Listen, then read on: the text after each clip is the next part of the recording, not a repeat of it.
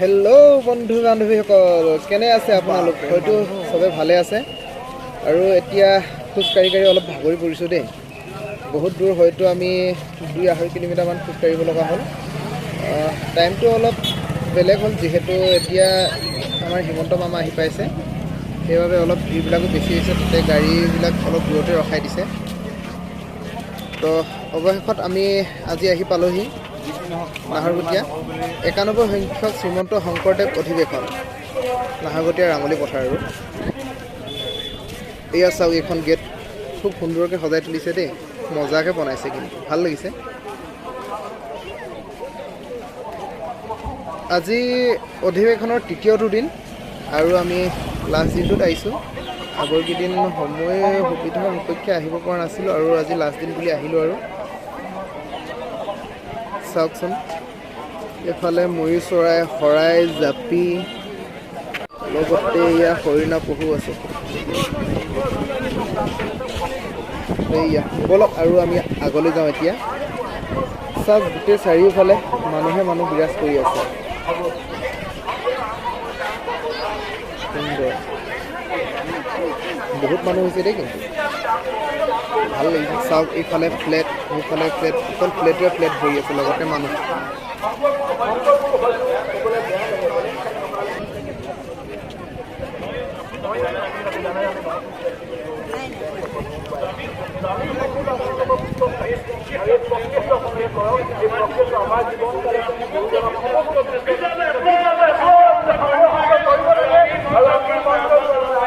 এইফালে যাওঁ ব'ল, জীৱ জন্তু আছে, এইটো চাইডে চাওঁ।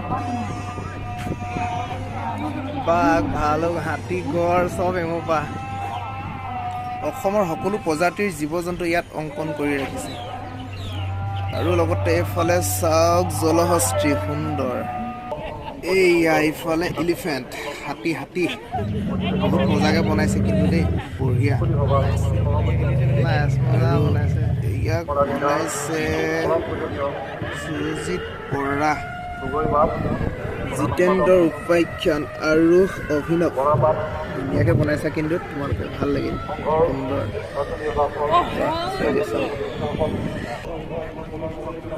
আৰু এইয়া চক, গাড়ীৰ ওপৰতে খুব সুন্দৰকৈ সজাই তুলিছে। হয়তো এয়া গোসাঁই ঘৰ ধৰিব পৰা নাই আৰু দেই, সোধা নাই কাকো। লগতে এইফালে মেইন ভকতৰ নাম লোৱা ঘৰ, যাক কয় নামঘৰ, খুব সুন্দৰকৈ সজাই তুলিছে, ভাল লাগিছে। চাওক, এনে লাগিছে যেন এয়া গাঁৱৰ ঘৰৰ নামঘৰ। বাঁহ বেতেৰে খুব সুন্দৰকৈ ধুনীয়াকৈ সজাইছে আৰু দেই। লগতে খেৰ নৰাও আছে। আৰু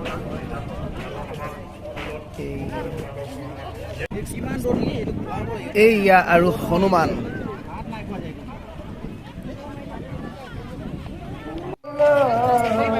এয়া লগতে শৰাই, সুন্দৰ ধুনীয়া। এইটো লগতে মেইন ৰভা, জ্যোতিপ্ৰসাদ আগৰৱালা পুৰণি, সুন্দৰ। এইয়া হৈছে কেন্দ্ৰীয় শিবিৰ, বলকচোন চাওঁ ভিতৰলৈ কি আছে। আমি এয়া শিবিৰত বনোৱা গাভৰু দলঙৰ সৈতে উঠি গৈ আছোঁ এতিয়া।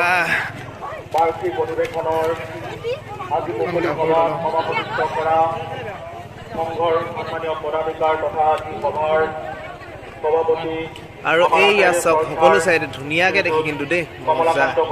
চাৰিওফালে গোটেইবিলাক দেখি থাকি সুন্দৰ। এইয়া এতিয়া আমি আহি পালো বাণিজ্য মেলা, লগতে এফালে গ্ৰন্থমেলা, বাণিজ্যিক মেলা। ইয়াত কিন্তু মানুহ বহুত হৈছে কিন্তু দেই, মানুহ থেপা থেপি। চাওক, এইয়া চাওক, কাঠ বাঁহেৰে নিৰ্মিত ধুনীয়া ধুনীয়া সম্পদ,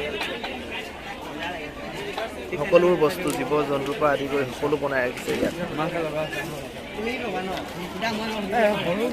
সেইজনী ধনেশ, চিনি পাই নাপায় সকলোৱে।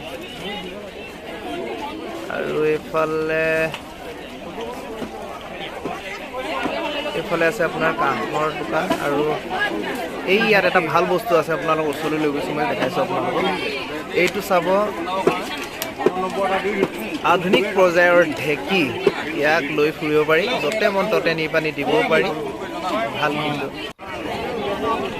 আৰু এইয়া বোলে ধাতু বেমাৰৰ কাৰোবাৰ যদি ধাতু বেমাৰ থাকে ল'ব পাৰে দেই আহক আহক লৈ যাওঁ সকলোৱে